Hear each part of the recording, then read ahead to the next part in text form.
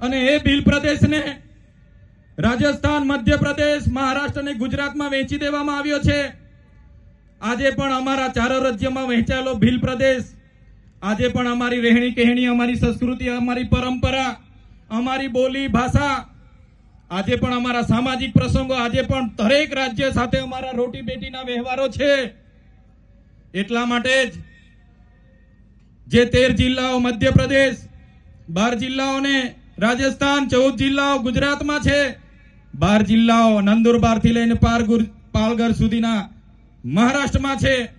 આજે પણ અમારા એકબીજા સાથેના નાતા જાતા રોટી બેટીના વ્યવહારો છે. ત્યારે અગર આ સરકારો આદિવાસીનો વિકાસ નથી કરવા માંગતી તો અમારો ભીલ પ્રદેશ અમે બનાવીશું, એની રાજધાની કેવડિયા બનાવીને અમે રહીશું. કેવડિયા એટલા માટે બનાવીશું સાહેબ, કેવડિયામાં આપણી ખૂબ મોટી જમીનો છીનવાઈ રહી છે. નર્મદા ડેમમાં આપણા ગામડાઓ વિસ્થાપિત થયા છે.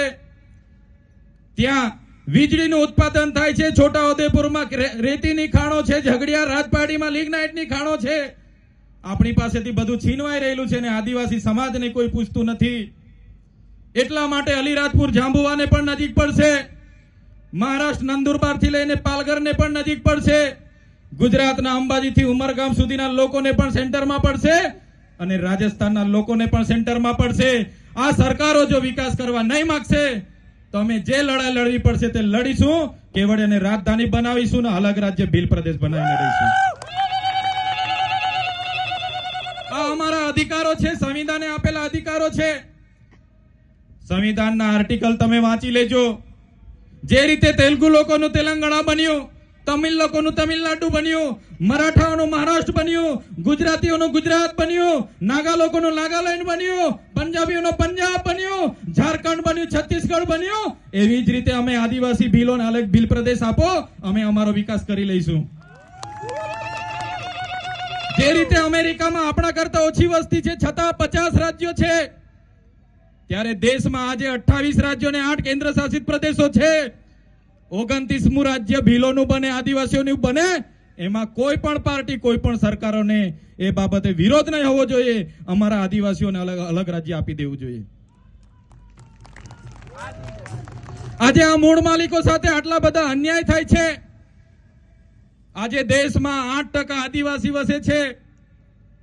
આજે ગુજરાતમાં 15% આદિવાસી વસે છે. પણ સારી શાળાઓ નથી આપવામાં આવતી, સારા શિક્ષકો નથી આપવામાં આવતા, સારી સુવિધાઓ નથી આપવામાં આવતી. એટલા માટે અમારા છોકરાઓ આજે, છોકરાઓમાં ટેલેન્ટ છે, સ્કિલ છે, પણ આપણા છોકરાઓ ભણી નથી શકતા. આજે 15% વસ્તી છે. તમે મને બતાવો આ ગાંધીનગરના સચિવાલયમાં 100 માંથી 15 સેક્રેટરી આદિવાસી છે? નથી. આઈપીએસ આઈએસ 100 માંથી 15 આપણા છે? નથી. તલાટી, મામલતદાર, ટીડીઓ કે કલેક્ટર 100 માંથી 15 આદિવાસી હોવા જોઈએ, તે આજે નથી. તમે કોર્ટમાં જોઈ લેજો, ન્યાય પ્રણાલિકામાં 100 માંથી 15 આદિવાસી હોવા જોઈએ. આજે તમે ગણીને જોશો તો ન્યાય પ્રણાલિકામાં પણ આદિવાસીઓ નથી. આજે તમે રિયલ એસ્ટેટમાં જોઈ લો, રિયલ એસ્ટેટમાં તમે આદિવાસી વિસ્તારની બાજુમાં બરોડા હોય કે સુરત હોય, તમે સર્વે કરાવી લેજો કેટલા લોકો રિયલ એસ્ટેટમાં આદિવાસી છે. તમને 80% મજૂર આપણા આદિવાસી મળી જશે.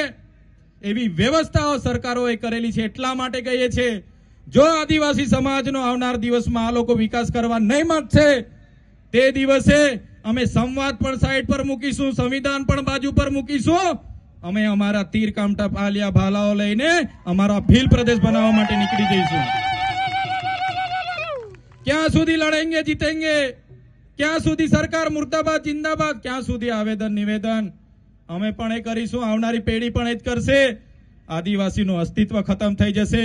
એટલે નાના મોડે મોટી વાત છતાંય આજે અમને આમંત્રણ આપ્યું અને મારા તમામ સાહેબ મિત્રો, બુદ્ધિજીવી લોકો દર વર્ષે અહીંયા ખૂબ સરસ આયોજન કરે છે.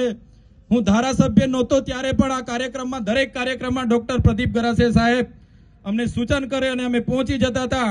આજે ધારાસભ્ય તરીકે બન્યા છે, અમને અહીં આમંત્રણ આપ્યું, અમને માન સન્માન આપ્યું, અમને બોલવાની તક આપી. એ બદલ આયોજન મિત્રો તમામનો અને અમારા માર્ગદર્શક જેમના કન્વીનરના નેજા હેઠળ આ કાર્યક્રમ આજે થઈ રહ્યો છે એવા અમારા પારકી સાહેબ, તમારું માર્ગદર્શન અમારા જેવા યુવાનોને આવનાર ભવિષ્યમાં પણ તમામ અધિકારીઓનું માર્ગદર્શન અમને મળતું રહે એ જ આશા અપેક્ષા સાથે આજના કાર્યક્રમમાં બધા ઉપસ્થિત થયા.